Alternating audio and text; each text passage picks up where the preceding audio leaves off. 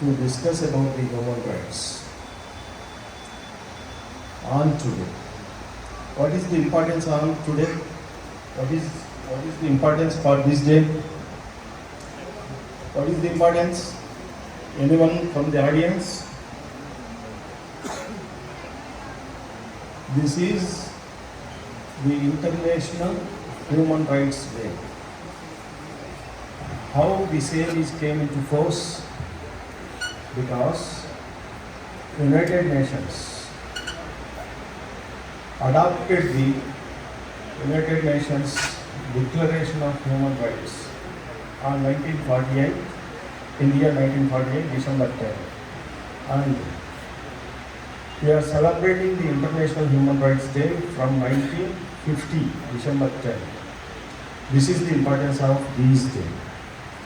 First of all, we have to know, once we are discussing with regard to the human rights, what is the definition of human right? What is the right? First of all, you have to say what is the right. What is the right? The fundamental things which we have to be understood is that right is asserting something from the others, not a thing internal one, from the society, from the state. You are having such right to assert something from the state or society. This is the right. And what is the human right? बेटा जरा सुनो. Hello, वैसे सुनना चाहे तो भी नहीं मिलते. ఇంతకుముందే మీ స్పీకర్స్ ఇద్దరు మాట్లాడారు. మొత్తం స్పీచ్ మొత్తం క్వశ్చన్స్ వేశారు. Did you here it? How the society is running. అసలు మానవ హక్కు అంటున్నాం కదా, ఏం చెప్పండి? మనిషికి మనిషిగా ఉండాల్సిన హక్కు. మనిషిగా ఉండాల్సిన హక్కు అంటే ఏమి? 5th class social studies. Human is a social animal. మనిషి సంఘజీవి. అంటే రక్షణ కావాలి కదా. బలహీనుడికి బలవంతుడి నుంచి రక్షణ. బలహీనుడు ఎక్కడి నుంచి పుట్టుకొస్తారు? నేచర్ నుంచే. ఎప్పుడు అమ్మాయి ప్రతి విషయంలో కూడా బలహీనుడికి రక్షణ కావాలి. ఆ రక్షణనే మనం రైట్స్గా పరిగణిస్తాం. Everybody is having right. Everybody. ఏం రైట్ అంటే మనిషిగా జీవించుకుండేది ఉండే హక్కు. అది ఎట్లుంటాయి అంటే రైట్ టు లైఫ్. భగవంతుడి ప్రసాదితమైన ఈ జీవితం మరణించే వరకు అనుభవించే హక్కు. దాన్ని ఎవరు తీసేయలేరు కదా, unless until you contravene the లా.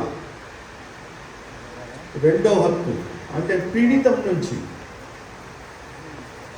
మిమ్మల్ని వేరే వాళ్ళకి చంపే హక్కు లేదు. వేరే వాళ్ళు మిమ్మల్ని చంపలేదు. మీ రక్షణ ఎవరు తీసుకుంటారు? మీరు తీసుకోరు. మిమ్మల్ని పరిపాలిస్తుండే రాజ్యం తీసుకుంటుంది. దీన్నే మనం జీవించే హక్కు అంటాం. స్వేచ్ఛ హక్కు. స్వేచ్ఛ ఉండాలన్న ప్రతి ఒక్కరికి. ఎటువంటి స్వేచ్ఛ?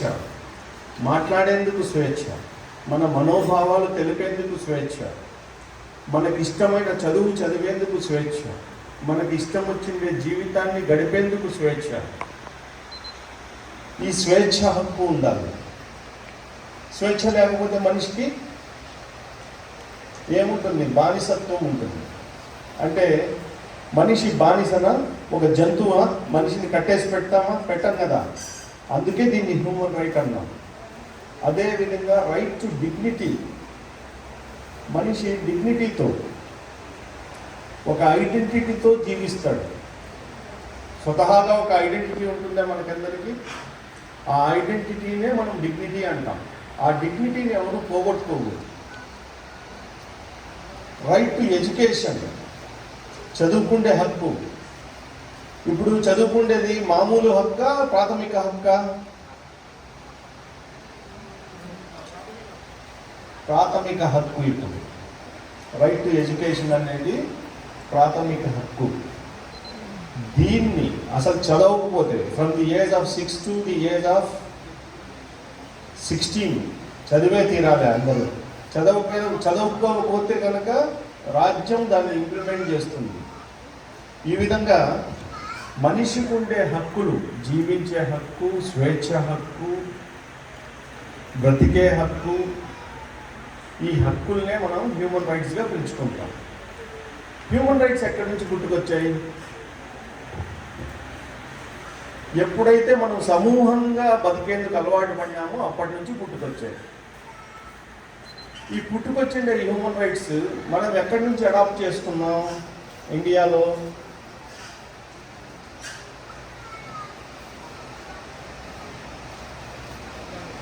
1245 AD నుంచి మ్యాగ్నా కార్టా నుంచి మనం ప్రేరణ పొంది, ఇవి ఒక్కటే హ్యూమన్ రైట్సా? ఇంకేమున్నాయి? ఇవి కాక ఏమున్నాయి?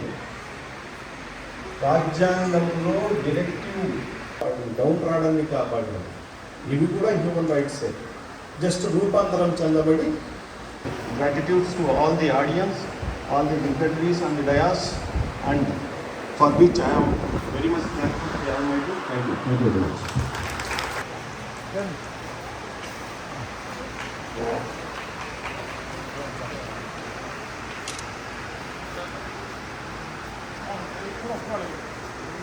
Okay.